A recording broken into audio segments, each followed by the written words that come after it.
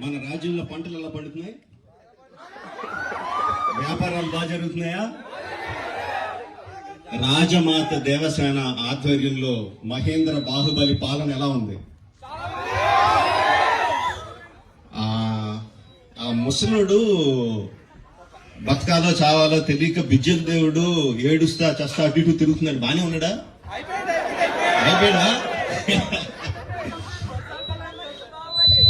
ఎంత ప్రేమ చూపించారండి మీరు మా మీద, బాహుబలి మీద. 10 సంవత్సరాలు అయినా కూడా ఎక్కడ మీ ప్రేమ తగ్గలేదు, మీ అభిమానం తగ్గలేదు. I don't think I can express my love back to you in words.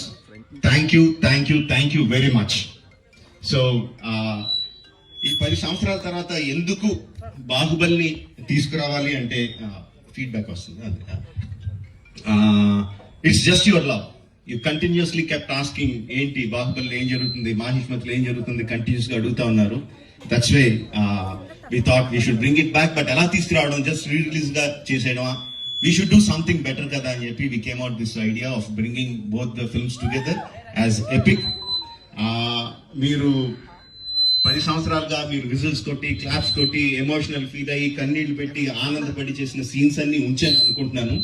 Please watch it, give me your feedback, and keep giving us your love. Thank you very much, and Jai Mahishmati. Watch it and enjoy. Thank you very much.